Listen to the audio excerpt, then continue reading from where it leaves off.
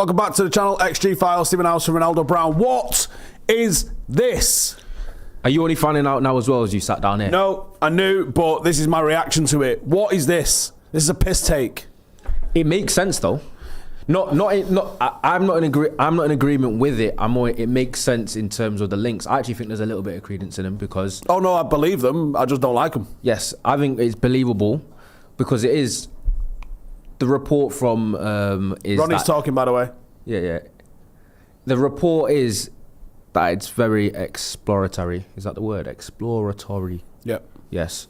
So it's not like they've went, oh, we want to sign him, but they've probably inquired or put them on a shortlist because there's not that many midfielders that are available of a decent caliber that can be good enough to actually even be a squad option at Manchester United in January. So when the options are scarce. Wait. In January, if you're not prepared to pay money, that's the issue. Yes, but I don't know if we've got money to pay. I just feel like it's not the greatest time to do business, which is funny because one of United's best ever signings was a January one. Bruno Fernandes, Paddy Evra,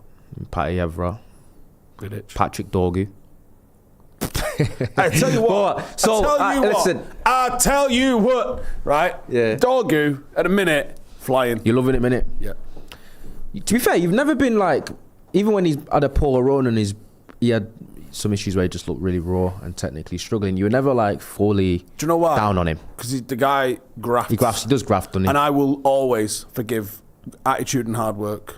I think attitude and hard work as a fundamental thing.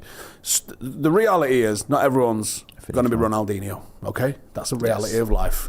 But if you show up with a good attitude and you put out and the guy gets stuck into duels like a pit bull, right? I am always going to have your corner, right? Then if you start showing a little bit of magic and you get the crowd on the feet, I'm here for you, man. Yeah, exactly. And not only that, what do we know that he's doing? I just shared a post on the old Instagram. Biola working hard off the pitch. He's doing to better himself. He's doing extras. He's with Kwaku, Seedorf. Yeah. He's doing extras. He's doing footwork. That's all you want to see. There's no negatives to hard work. So I'm here for that. Yes. And do you know what we're talking? Obviously, Loftus-Cheek and Ndidi are on the thumbnail. They're the ones that have been mentioned. They must be one of the mystery midfield targets United have had. I think the finances seem to be scarce, which doesn't ever make sense to me because they were prepared to do 65 million on Semenyo. Oh mate, the latest with the Ineos and the Glazers and the cost cutting. This only came out today, like, so breaking news for everyone. But like, we're having to reuse our kit. Like, you know, most clubs get a brand new kit for every single game. After the derby, they've said Lamens has got to use his kit because it's clean. It's a sad state of affairs, isn't it? Oh, God's sake. What? On me, please.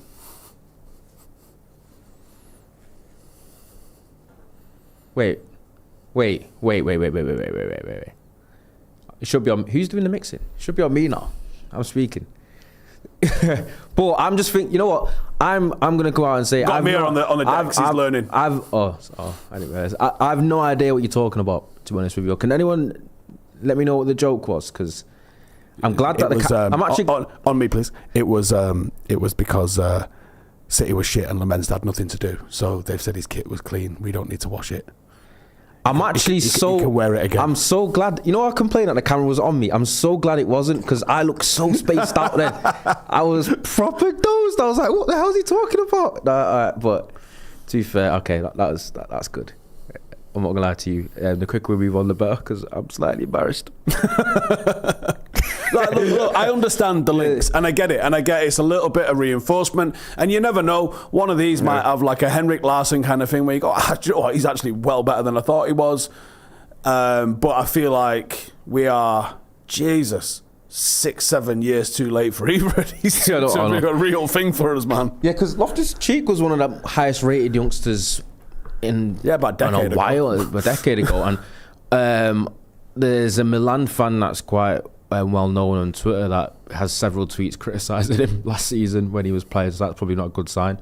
The fact that are you always a little bit cautious when clubs like AC Milan and fellow big clubs in terms of stature, not necessarily where they are at the moment, have players that they're willing to loan out? Yeah, because look who we're willing to loan out. Xerxes. Yeah. And we're not willing to loan out Ugarte. Obviously, Laurie broke earlier that we rejected an Ajax loan offer for Manuel Ugarte. Probably to do with keeping the squad strong, or maybe not wanting to sanction a loan, but would probably go for a sale. I reckon they'd probably be a little bit more open to it. But I think it was a process which is Ineos have been trying to use anyway with their signings. It's the same with Cunha and Mbuemo, is going for players that have Premier League experience. And Ndidi and Loftus-Cheek both have Premier League experience, but it just feels like a bit underwhelming. I know we do need bodies, but I know we need bodies, but you don't want to go through that route of getting bodies in for like body's sake. Do you know what I mean? I 1,000,000% would rather that we give Jim Thwaites a go or Sesko Kone a go than bring in either of those two in. That is quite often a thing a lot of fans do say, is they'd rather, if you're looking to bring in loanees for depth, they'd rather that depth be filled by academy players. That's what it's meant to be, isn't it? Really? Do you know what I And mean? not only that, I think Jim Thwaites under Michael Carrick. I mean, Jim Thwaites might have modelled his entire career to date on Michael Carrick, the way he plays the game. You know, press resistant, got range, pass heavy midfielder. Jim Thwaites must be rubbing his hands together to get to work with Michael Carrick. Sekou Kone, if you wanted someone that's got a bit more physicality and legs, but also a real technician in there as well. You've got two options there, two slightly different profiles, but two options in midfield. Obviously, we brought Collier back, but he's injured. So you've got depth in midfield. Please look internal before we go outside for some washed-up has-beens that are probably not going to add fuck all. Yeah, it's true. And when it comes to Deji, he's obviously Nigerian. He was watching the AFCON very closely, and he told me, Ndidi's the captain. He just played in AFCON and he was really good. Do you know what I mean? He'd be all right for you. But then he said that after, when I mentioned, or on XG Files, we were talking about the fact United are linked to Loftus-Cheek and Ndidi, he started laughing. Like, burst out laughing almost, like, ha, ha, ha. And then went, oh, yeah, by the way, Ndidi just played in the AFCON for Nigeria and he's good. And I was like, come on, man, we don't really want pensioners, do you know what I mean? We don't want pensioners and we don't want has-beens and we don't want players that are a little bit past it. But I'm more on the thing of, United obviously do have the finances if they were going to sign Semenyo. Why can't they go for someone that's probably a little bit more permanent and obviously a profile that we don't necessarily have? When you see Chelsea are making moves on the back of like an ungodly amount of spending, you see City doing what City are doing, and you're like, United are having to make do again. And ultimately it all boils down to Glazers, but man, for 20 years we've been talking about that. At some point, like, can we just... you still have to work within that. So they're not going anywhere anytime soon, sadly.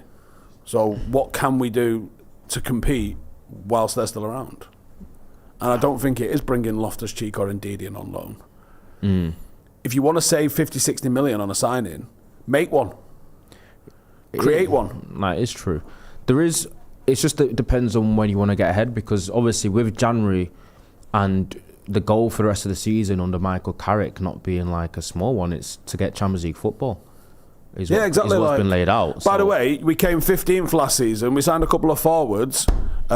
Make sure we're in the Champions League. Off you pop. Nah, he's not. So that's because I'm looking at, obviously, Aston Villa have found themselves in a position to get Champions League football they didn't expect. They've had a little bit of a downturn in form. I think things are starting to equalise a little bit for them. But they've gone in a transfer window and they look like they're trying to make the most of an opportunity. And I think I want to see that type of like impetus from United and Ineos as well, thinking, look what the league's like right now. Capitalise. Yes, capitalise on it. Maybe bite the bullet, because the money you think you're saving in January for summer might not be worthwhile when you lose money anyway by not qualifying for the Champions League places. Correct. And then losing the leverage for players that you want to sign. Yeah, and it's not just like people look at the figure that you get for being in the Champions League. There's the prestige that you get for being in the Champions League. There's the attractability of the club for being in the Champions League. There's when you sit down in October to negotiate with your next fucking arse crack sponsor, being in the Champions League. Like, the leverage that you've got for all those sorts of things goes up when you are a team that every other Wednesday plays that theme tune rather than the stupid horn fucking thing that the Europa League one is. I'm not allowed that was to. Flawless, by the way. I'll take Europa as well, though. I wouldn't. The only issue is, if we want 21, I think it's much harder to win the league whilst being in the Europa League. I wonder whether there's anything in that. Wonder what the odds would have been back in the day after Liverpool have just won their 20th title in the summer. If you'd have gone United to be the first ones to get to 21. It'd have been like, are you stupid? Pick your odds. United have just finished 15th, just lost to Tottenham. Liverpool have just won the league, just spent 500 and something million. And you walk into a bookies and go, I want United to win 21 before Liverpool. They'd have gone, pick your odds, mate. That's what's mad frustrating about United, because I think United, based on resources and finance, especially you've seen what we've spent over the last decade as well, and the pool that we have in terms of the players we're able to bring in because of the prestige of the club, I think it's honestly harder to be as badly run as United have been in the past 10 years and to underachieve as much as we've been, rather than actually achieve a little bit more and probably been in or out of the challenges. I know that kind of sounds probably a little bit harsh, but for me, I think the term rebuild, I do get it, but I think there's one club that's probably able to kind of fast track a rebuild if they get things right, a lot right in a short space of time, is United, I feel like. And I don't know, I'm just like, especially because everyone complains about the top of the league and the scene in the league being a lot weaker and the calibre of like quality of players at the top in terms of what the Arsenal and City nowadays isn't as good as it maybe was 6-7 years ago. Why can't we close the gap faster then, if the parity is like that? I think it might genuinely be down to money, but then the Semenyo links make no sense. Because if we haven't got money, then we didn't have money for Semenyo. So what are we doing? Do you reckon when they're doing it, they're like, we've got a certain amount of money, but it's only for a specific player? And a lot of people said the Semenyo one was because 65 million seemed to be quite a bit under his market value. Not sure about that, but okay. So in this day and age, it probably is. For his numbers and his profile of player, in this day and age, 65 million for Semenyo seems about... By the way, about right. Did you see the total? So City have got Mark Gay for 20 million. Have you seen his contract value? Yeah, that's obvious. If you've signed him for 20 million, then you obviously know there's... I know. City have dropped the whole 20 million straight in the bank all at once, haven't they? It's not been amortised, probably. No. So that's how you get that. That's how they do it, don't they? I don't know. But yeah, his contract's 120 or 125 million. That's like 450 bag a week. Yeah, it's crazy. Wait, you didn't know that City get lesser transfer fees all the time in terms of... because they pay lump sum. It makes sense. Yeah, so they pay a lot more up front. It's like they front a lot. They front the cash very like mafia-like of them. So it's like they'll just front most of it. Almost like they're backed by a nation state, innit? So that's what encourages teams to kind of drop the pricing they pay. Yeah, where United stick it on Wonga. Yeah. And good luck chasing us for that. And then obviously you don't know about the brown envelopes that they start pushing towards agents and stuff. But 20 million for Gay, even with 6 months left in his contract, was mad. Right, some questions. I saw one earlier, which was a little bit higher up, was Pete Kelly was saying, do you reckon we're going to be getting Carlo in for 3 years for Carrick to work on? I just don't anticipate that being a thing in the slightest. I'm going to be honest with you. Dean B says, where's the best hotel to stay closest to Piccadilly? The thing is with Manchester, mate, all of it is walkable. I wouldn't get too hung up about which street that you're on. Like, there's pretty decent hotels all over the gaff. What I would say is, it's not Sasha's. Right? As long as it's not Sasha's, you're probably going to be okay, right? As long as it's not Sasha's, probably don't worry about it. I remember getting given a free night card for Sasha's and never using it. That's how bad it is. I don't know. I feel like the things I've heard and the decor, it's not for me. But I don't know what is it that you have against Sasha's? Can you enlighten me? Not on air. Not on air. Not without getting my old man in trouble. Your old man? Oh, I was gonna. My old man used to work doors, right? And no, we can't. I thought he was gonna. No, you can't. I thought he was gonna get you in trouble. No, we can't. Do you know what I mean? We can't even get into this because I know Janine's an avid XG Files watcher. Probably hoping that I was wearing the shirt to my. Do you know what I mean? Oh yeah, she keeps shirts, doesn't she? But I didn't know. Listen. Go buy the Paddock shirts. There's only about 15 or something left, but Janine's mithering us about them. Just search Stretford Paddock FC shirts. There's not many left. Britannia Hotel. I used to work at the Britannia Hotel. I used to work in Wave Bar, which is underneath Britannia Hotel, about 6 months before I joined the army. And I wouldn't work there either. I wouldn't stay there either, to be honest with you. Britannia on Portland Street. Everyone says that, but I feel like it's not even the best as well. No, it's hanging. But I've seen behind the scenes. It's disgusting. It just depends on where you want to, like, what you're after. Because if it's a weekend, then obviously Manchester, the prices in the centre for hotels are crazy. Probably only second to London right about now. It's mad how expensive Manchester's got for things like that. So, but in the week you could probably stay somewhere nicer. Diamond Lodge, Gorton. I don't even know where that is. I'm assuming Gorton. I've never even heard of that. I would not stay in a hotel in Gorton. I would not stay in a hotel in Gorton either. I don't take that advice either. I don't think anywhere in it's Northish Manchester. East. No offence. No, it's northeast. It's east. It's literally just east. There's not even a bit of north going on. It's just pure east. You couldn't get more east. It's as east as the crow flies. I'm going to say it's northeast. Well, you'd be wrong. Okay. Just for the sake of it. Manchester Marriott, just outside the station. Have they finished the fire station yet? Isn't that meant to be like a proper bougie hotel? Yeah, it's finished. Is it? You did not sound confident when you said that. There's less and less hotels and more apartments. So yeah, don't stay in Gorton. It's probably a real good life. And if you meet a bird and she's from Gorton, do not go back there. You might wake up without a kidney. Airbnb. Do you know what I mean?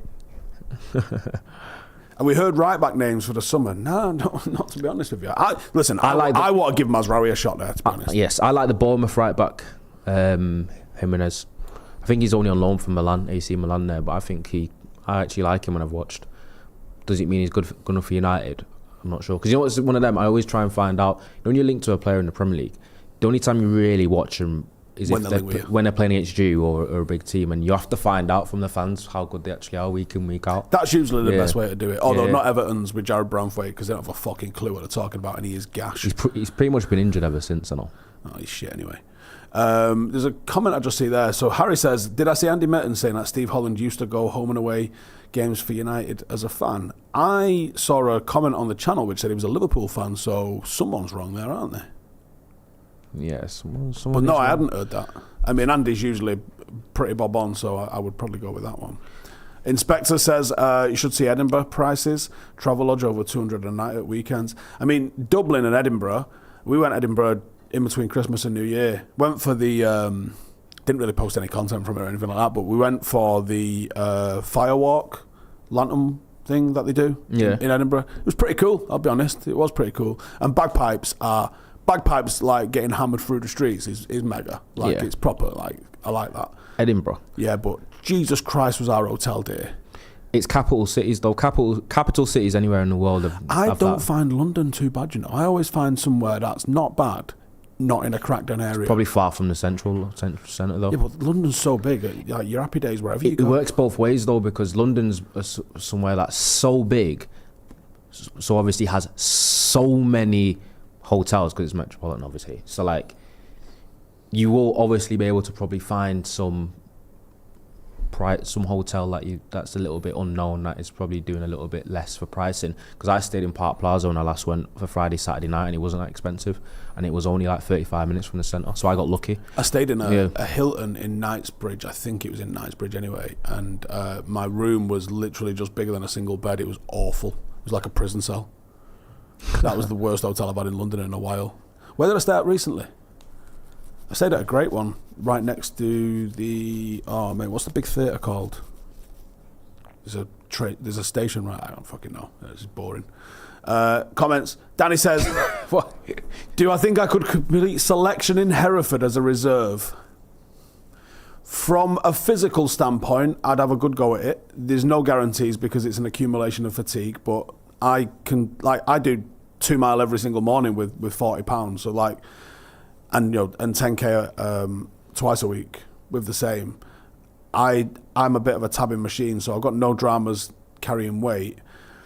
I think the skills and the jungle would get me. I've never done the jungle, and those contact drills in the jungle, they seem to weed a lot of people out. From my mates that have passed and people I know that have passed, you're looking at increasingly, because people are well aware of what the standards are in the hills phase, you're seeing about half or just under half of the course pass. But then you get into the jungle and 90% fail. So the jungle, 4 weeks in the jungle, that's where the rubber meets the road by the sounds of things. Yeah. Someone says he saw your post, the one where Bernardo Silva kicks Bruno intentionally and VAR ignored it. Bernardo Silva is a proper little rat, innit? Yeah. I can't believe how much he's changed. When Bernardo Silva first came to Man City, it was this really silky, techie, like winger. He could play inside, really talented. And then over the years, he's just become this like grumpy little rat that just runs around, lost a bit of his ability and just kicks people. With, like, the small I man think syndrome. Manchester City, as a people, as a philosophy, as a nation state, are just very unlikable, full stop. Yeah, it was so good. The fact that they're cheats. Swats. The Mark Gahey announcement tweet, did you see it on their account? Barely got any likes as well. It's just not a club without a soul. I mean, I was going to do content about it a couple of years ago, but so obviously we are content creators. I hope this isn't news to everybody, but we're on little platforms where you get inboxed about, would you like to partake in this like sponsored post or this, that and the other. One of them that someone clearly didn't fucking read my bio very well was like, would you like to promote, because they looked at Manchester as a location and football as a topic, and was like, would you like to promote this thing for City? What? And they were trying to pay people to promote. It was about 3-4 years ago. And they were paying fans to tweet about City's title win. Imagine. I can actually imagine that. Because I remember back in school days when I was younger, it felt like the way to identify a City fan was like who in the class has the less teeth, has the least amount of teeth. It felt like that because I remember mate Connor, no offense to Connor, who's a City fan. I don't know, man. There's a certain... I have to rewind that because it said they had the least amount of teeth. I'm pretty sure that's what it said, right? Yeah. No, carry on. Nah, there's a certain look to City fans. Do you know what I mean? There is, right? And this is a madness, right? I think City fans, and this is a weirdness because, and I think you'll understand, or maybe not. Let's see what you think. City fans, and this is transracial, right? It doesn't matter what race a City fan is. They are like black people who support City are pale. There's like a lacking a colour to them. White people who support City have got like a blue tinge to them. Do you get what I'm saying? There's like a coldness to their skin. You know what I mean? Whereas Manchester United fans, I think like we look warmer. Does that make sense? I just sounds biased as hell, but I fuck with it. Do you see it? Basically, do you know what I mean? Right, you've basically saying City fans have no warmth, no soul, and they might be. I can't explain it. They might be food stamped. I can't explain it, but when you look at them, they just look cold. Is the only way I can like. I would also go to, obviously they have the track, they have the running. They have the obviously running track there, Sport City, and whenever I used to go, because my sister used to run there, it's right next to like the big merchandise store. It's never that busy, and when it is, but when it is, no, I get it. It's just a great line. Yeah, when it is, it's 95% kids that are like 14 and under. Of course it is. So it's just like, obviously they've had a bit of success, and it's just a lot of glory hunters. But when I'm talking main road times, because I used to live obviously in Moss Side, for a majority of my childhood as well, and it just felt like City fans, divs, fucking divs, mate. Yeah. More vibrant. That's actually that's just a mad funny thing that you said. Like I think I can spot a City fan. They look like malnourished, like they're lacking vitamin D.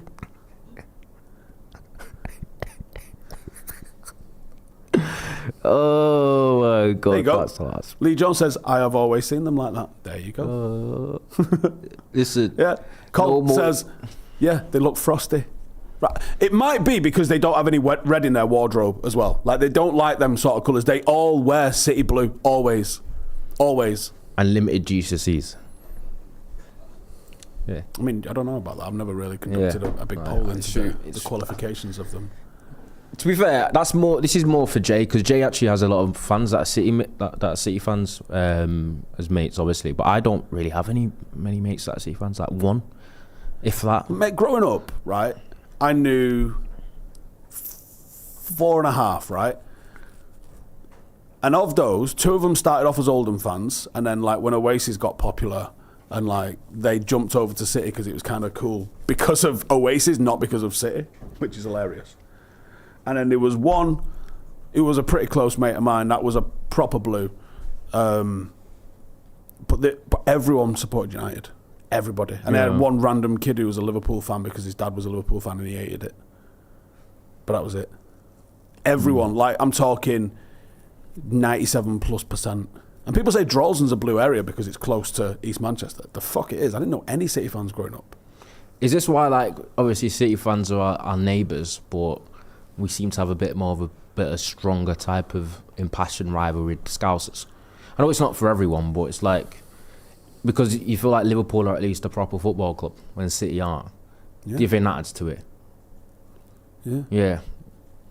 Do you know what I mean? But that's why it's interesting, because I said I'd rather Villa win the title than obviously Arsenal. I was hoping that they'd actually do something, and he lost to Everton on the weekend. We've Garner balling out, by the way. Kobe Mainoo and Garner have both been player of the week. Yeah, I saw a lot of people asking if you bring Jimmy Garner back. I do like Jimmy Garner. Stephen Harris says half our squad of City fans. Talking about Paddock there, we do have a lot of City fans in our team, which is mental to me. Could you imagine joining Main Road as a United fan when you could have gone anywhere? They're a North West Counties team, though. Okay, so let's say there was a Lancashire and Cheshire or a Cheshire League team that was based around a Manchester City fan channel. Could you see yourself going and play for them? Probably not. Yeah, I do find that strange. Well, obviously, I played at Liverpool. I'm a United fan. I'm from Manchester. That's different because that's a potential career for you, isn't it? Yeah. You're not voluntary going. There's North West County. If Main Road are in North West County, isn't it? So I guess it's like people are going to pay. You get paid to play in it. You're going to play. It's basically semi-pro, but I do get you. There are Sam, Luke. Luke? Yeah, Luke's one. Both the Sams are. Yeah. I'm not sure which one it is. One of them's got 93-20 tattooed on them. You know what's funny about that? All three of them fully matched the description of what you said earlier. If you look at three of them and you said, are they City fans? They just do look like prototypical City fans as well. Absolute factor 50'd up to death. Yeah. It's actually... That was actually hilarious. It proper fits. Everything Steve said earlier matches the three City fans on our team. Is it only them? Nah, actually, Junior. And they usually have Junior's a City fan. Oh, to be fair, that's a surprise. But he's just glory hunting in it. That's typical. That's probably Junior. That's about right. Dylan's a City fan. It's on brand. Nah, Dylan's different. No, Dylan's a bit. He comes across middle class, like posh boy, innit? But so that's a bit of a. Who have we got that's United fans? Martin, keeper. He's a City fan as well. Yeah, on brand. On brand. On brand for sure. Right, so I know this is what means, like, we can say this and feel no way about City when they've won and so many titles recently and been successful. I just need one charge to land. I completely close it off and lock it in a box that they won. Fuck off. But it's mad that absolutely Lance Armstrong. It still feels like you just can't care. I was more.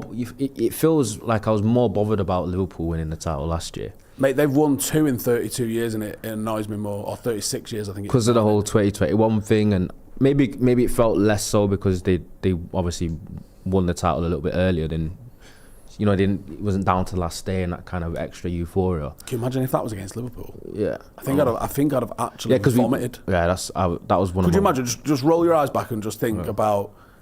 Instead of Aguero, it's Suarez. No. Listen, hey, I can't say that though. I can't say that because that, as a young boy as well, when tears used to happen a lot more often. That was a day of a lot of tears when Aguero scored that for me and myself, and that was very traumatic for a long time, which is really funny because Aguero was one of those players for City where. How old was you? About 14. I think so, around that age. I think I might have been a bit younger than that. But Aguero was one player that, like, the footballing part of my brain. I rated him as a player. He was a good player. And then he had to do that, so then it just stings. Yeah, he was a good player.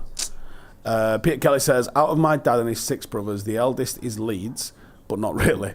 My dad and his 3 brothers are United, and 2 are City, and have been since kids, which is strange from Ireland. That is strange from Ireland. Ireland seems like the divide is Wolves for some reason. I think it's because they was on TV, right? And then United, Liverpool. But it's like, it feels like 80% United, Liverpool, then like 20% Wolves, and I guess some Leeds as well. Not really here, and many City fans though. Oh, sorry, that's got me. The Pepstein files. Oh, that has to be a video. But you have to put like allegedly in brackets, otherwise it might be a long day. But do you know what I mean? But the Pepstein files will go viral. Do you know what I mean? And the Pepstein files, and what you do is you AI Pep with Epstein and Diddy. Do you know, have you seen that they're turning that prison that they're all in New York to basically like Arkham Asylum? Like everyone's in there. Like it's a proper who's who celebrity jail. Is there any but I reckon, is there any actual footage or pictures of what it's like in there? Because it's probably it's probably like 5-star. Probably a 5-star resort. Yeah, probably. And a day out. A lot of Villa fans in Ireland because of the '94 Irish team. Okay, yeah, that makes sense. I wonder, like, I love hearing mad cultural things like where you go, huh? Why is that a thing? Like when I went to Bahrain, you go to restaurants, Vimto's on the menu. Vimto from round here. Why? Someone took it there in like 1930 or something, and it's just like they were like, oh, this is cool, and then it's like a thing, and it's like fancy. I used to think that with ginger beer being on the menu at restaurants. Because obviously being Jamaican, like ginger beer is something I've always liked and a bit of a thing, but it does feel like a relatively new thing that's been added on some menus, but it's more common abroad. Do you not a fan of a ginger beer? No, not really. I used to get told by my mum that it's good for the stomach when you got a bit of an unwell stomach as well. If it's got real ginger in it, because real ginger's meant to have like quite a lot of really good things. There's how many superfoods are there? I always have to ask the chat next to you because they'll know. There's like 7 or 8 superfoods, aren't there? That do mad stuff, like garlic's always considered. Yeah, garlic, onion, maybe not onion. I can't remember. There's like 7 or 8 that they call superfoods, where they're just full of greatness, basically. Yeah, not chicken nuggets. Not chicken nuggets. I don't know if ginger's one. I think ginger is one. Someone find a list for me, please. Same in Gambia. All right, explain that to me. So what happened there in Gambia? Like, why is that a thing? Like, and I want the origin story of like, why can you find it? Or what is it like? While I was in Bahrain, it was like basically it's a fishing country, I guess, or it was kind of brought up on fishing, and they were saying that one of their delicacies, which I tried, and I was terrified, but it didn't taste too bad. It tasted fine actually. You couldn't taste it. So basically, they ferment fish in a jar, and then spread it like a paste on like a naan bread sort of flatbread, and that's one of their things that they do. It just tasted like a little bit gritty bread. It was fine. But have you seen like some of the fermented shit? Like Joe brought some, didn't he, from Iceland? There's some fermented shark or fish or some shit that he's put in one of my fucking Tupperware boxes, and it absolutely stinks. Yeah, that's... Basically, I opened the Tupperware box. It's still in its wrapper, and I went, "Oh my god, what's that?" There's nothing that we could tell you now about what Joe eats on a day-to-day basis that would surprise you. He is the person just to come in and just be like, pull out a dish full of like mussels or something. Fresh mussels or freshly picked pomegranate, and ask people if they want any. Obviously, I know pomegranates are another one that's seen as a semi-superfood fruit anyway. Probably not a superfood, but it's extremely healthy. Pomegranate is very good for you as a man as well. I'll put it out there. Is it? Do you know what I mean? It helps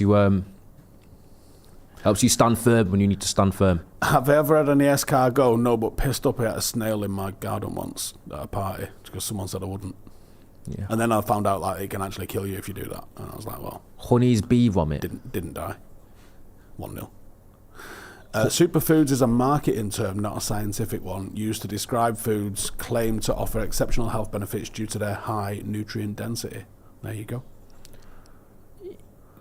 I don't see what's the problem with the way you've described that. If they've got high nutrient density, then they just wanted to describe it as a superfood, innit? What's the issue? CTB says, is Joe a smoked mackerel in the office microwave kind of guy? Yes. Yep. Yes, he is. Do you know what he did as well? Janine absolutely lost her shit. This was a good couple of years ago. He wiped the inside of the bin with a kitchen tea towel. She fucking nearly stabbed him. Hey, out of every one of the Stretford Paddock family, Joe is the very last person that I'd want to room with. Yeah, I'm here for that. I can picture, like, I can't imagine, like, the not self-hygiene, but more like the external hygiene, you know, like cleaning the room. I'm going to be honest, we did a brew with Liam and Jay, and we were talking about showering, and Joe, go watch it. It was like Joe had never heard about how to shower before. Do you know why? Am I lying? Do you wash your feet? Like, yeah. What do you mean? What do you mean? Do you wash your feet? Yeah, that's Joe though, because I reckon. Do you reckon it's a height thing? Do you reckon the taller people are? the more they've got to clean, so they're just probably likely to be lazier. So if that's not a good look though, is it? I was about to say, so if you're the opposite person, but it's an offensive term, that, isn't it? But it depends which term you use. The M word. I'm not even sure nowadays. You know what I mean? Is that? I'm not saying that. But anyway, the really small people. Wait. Dead scrolling says, last Sloppy Joe's, he admitted his sink stinks because he pisses in it.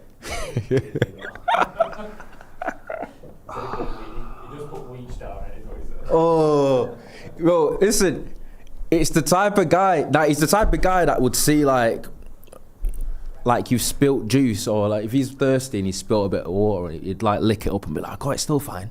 Do you know what I mean? He's that type of person, isn't it? Snogs his dog and that. I know some news do that as well. Oh my God, where have we gone? To be fair, scientifically, you're not meant to shower daily. It's not, obviously, unless you play sport and gym, but they say you should only shower like really, 3 or 4 times a week at most. It's a bit mad, that. But obviously, social norms has become like daily. Especially when you're playing sport and doing gym like I am every day. You feel like you have to, don't you? We was talking about this at... we did an exercise before we went to Afghanistan. It was either called Desert Eagle or Herrick Eagle or something like that. It was like 5 or 6 weeks, and it was basically using the whole of the UK, or at least Great Britain, as... It's a similar sort of size to Helmand Province in Afghanistan, and we was doing these big moves from like down south all the way up to Scotland, big road drives, big airlifts in Chinooks and like all sorts. It was carnage. And about 3 weeks in, I can't even remember where it came up, but about 3 weeks in, they were like, right, you're all getting a shower. And I've been in the same kit for 3 weeks. Like, I stink. There's a noise coming off me. I smell that bad.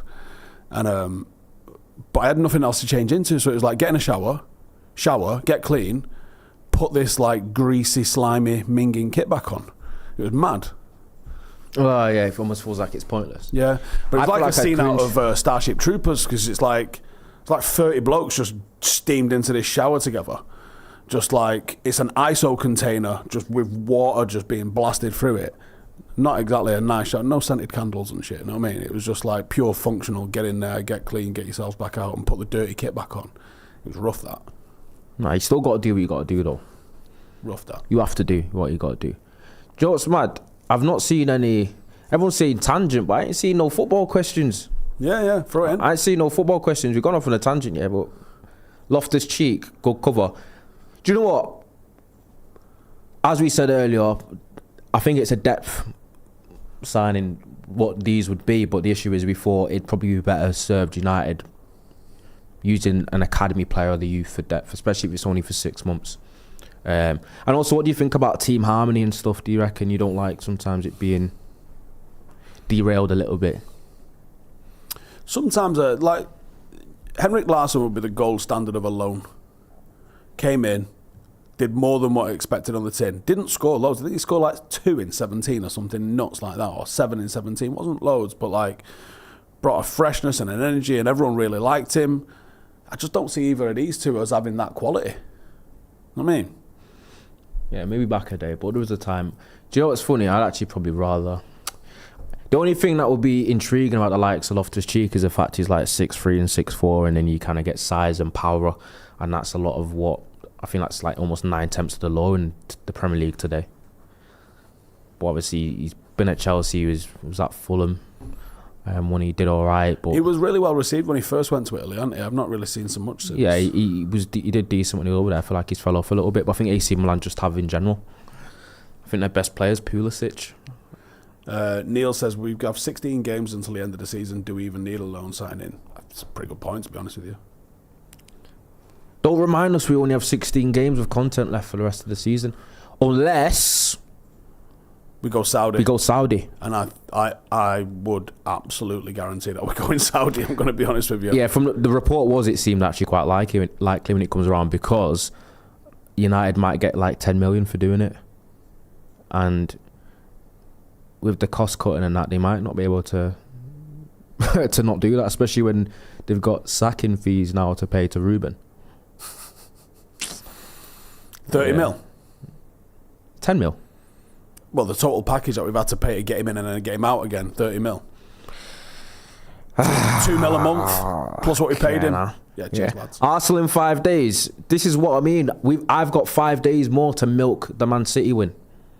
So, and I've been really enjoying it. It's been a long time since I felt so happy going into a week because of a result. And I think beating Arsenal, who are absolute muppets as well in their fan base, would send me over the edge. Please. I'm going to say some outrageous shit on Sunday if we beat them.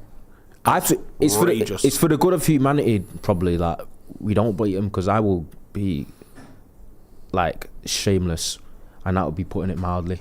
I'll be saying some mad stuff.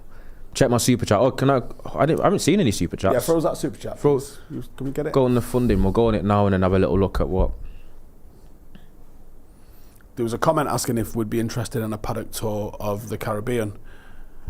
That's the stupidest question we've ever had. I don't think there's anyone in the world that kind of would turn down an opportunity to go to the Caribbean. Jack Sparrow. Indy Singh says, do you reckon we'll actually sign anyone this window, or is it just Spin City fans? Oh, just Spin. And then you need a full stop there. City fans look like Ricky Hatton, RIP, but you know what I mean. Yeah, I think that's fair. I'm not sure we'll sign anyone, to be honest with you. Yeah, I think it's very unlikely, which is a bit of a bummer. Fans always like dopamine of transfers, especially if it's a good one. But sometimes I actually feel like if you get a decent player in, it can actually galvanise a squad a little bit. It can spark the club a little bit. Players in the positions might feel like shit, can't be complacent. And players actually do like good players coming in. Especially the likes of Bruno. It's been well spoke about that in summers. Bruno does have a little cheeky look to find out who's coming in, because he wants help. Do you know what I mean? Good players want to play with good players and get annoyed when they're playing in shit teams or with shit players. So Sebi says, do you think the unrest at Madrid is an opportunity to lure some talent over? Nope. Stay in our lane. Don't even look over there. We ain't got that kind of pull at the moment. You don't know, That's why we're looking at Loftus-Cheek. Right, anyways, we are going to wrap it up there, but as always, thank you guys for tuning in. Make sure to subscribe, and I want to know if you've not watched the Skulls video, whether you agree or disagree. Go and comment on that, and if you haven't seen it, go and check out Howson IRL, because I did a video with One Lanks, and it's me back in uniform, back on a gun, and if you want to see what that looks like, or if I've still got it, then head over to Howson IRL and go and check out the latest video I've uploaded on there. My finishing answer is no, and no more Rubens. Laters. Hey, thank you for watching the video. If you are new around these parts, then don't forget to subscribe. My channel is proudly supported by my community on Patreon. If you'd like to get a little bit of extra content, a Discord group, meetups, five-a-side games, weekly podcasts, behind the scenes, and even an occasional bit of transfer news as and when I get it, then for the price of a pint, you can show your appreciation for the content that we make and get some goodies for doing so as well. Check the link in the description or click the button right here. You'll also find all of my socials here too if you want to follow me on any of those platforms. Nice one.